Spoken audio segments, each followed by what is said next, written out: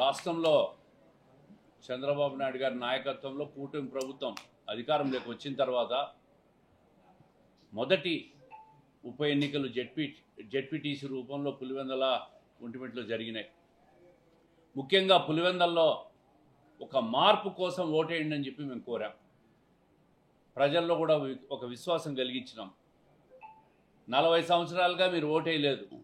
40 సంవత్సరాలుగా జెడ్పీటీసీ పులివెందల రూరల్లో పోటీ కూడా జరగల.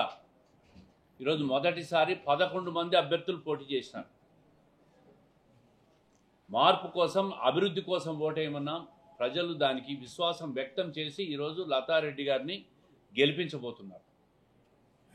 మొగుడిని కొట్టి మొగసాలకు ఎక్కినట్టు వైఎస్ఆర్ కాంగ్రెస్ పార్టీ వాళ్ళు గత వారం రోజులుగా, అంటే 5-6 తేదీల నుంచి మొదలుపెట్టి వాళ్ళే గొడవలు సృష్టించడం, వాళ్ళే తెలుగుదేశం పార్టీ వాళ్ళ మీద గొడవలు చేశారని మాట్లాడడం, ఇవన్నీ కూడా చూస్తూ వచ్చినాం.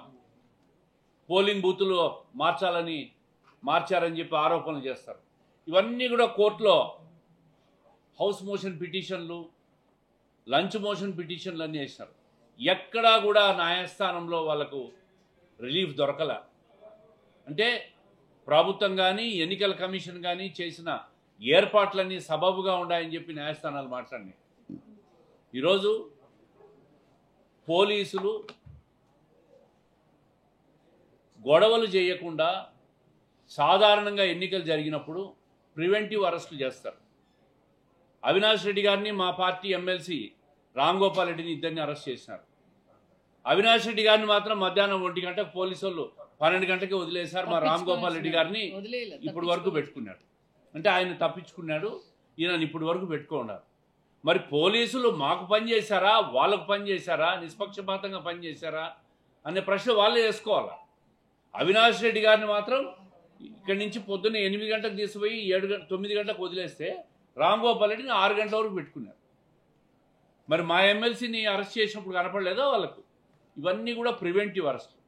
ఈరోజు సతీష్ రెడ్డి గారు వేంపల్లెలో ఆయన మాట్లాడుతూ ఉన్నాడు, నోటికి ఏదొస్తే అది. 30 సంవత్సరాలు ఈ పార్టీలో అనేక ఉన్నత స్థానాలు పొందినాడు. ఈరోజు ఆ పార్టీ, ఆ వ్యక్తుల బాధితుడు సతీష్ కుమార్ రెడ్డి. ఆయన మీద హత్యా నేరాలన్నీ కూడా వాళ్ళు మోపినటివి. బాధితుడైన వ్యక్తి బాధించే వాళ్ళ సరసన చేరి ఈరోజు తెలుగుదేశం పార్టీని, చంద్రబాబు నాయుడు గారిని, లోకేష్ గారిని వ్యక్తిగతంగా నోటికి వచ్చినట్టు మాట్లాడుతాను. రవి గారిని నేను ఒకటే అడుగుతా ఉండా, మీకు మనస్సాక్షి ఉంటే తెలుగుదేశం పార్టీలో ఉన్నత స్థానాలు పొందిన మీరు హత్య చేసే ఆరోపణలున్న అవినాష్ రెడ్డి లాంటి వ్యక్తులు పక్కన చేరి మీరు ఈరోజు రాజకీయాలు చేస్తూ ఉన్నారు. అందుకే ప్రజలు మిమ్మల్ని క్షమించరు. ఈరోజు Telugu Desam party Pulivendula rural ZPTC విజయంతో మొదలవుతూ ఉంది. వచ్చే ఎన్నికల్లో ఖచ్చితంగా తెలుగుదేశం పార్టీ పులివెందల్లో కూడా గెలుస్తుంది. దాంట్లో రెండో అనుమానం లేదు. ఈరోజు జిల్లా పార్టీ అంతా కూడా, కడప జిల్లా పార్టీ అంతా కూడా ఒక బాధ్యతగా తీసుకొని పనిచేసిన ప్రతి కార్యకర్తకు కృతజ్ఞతలు తెలియజేస్తున్నాం.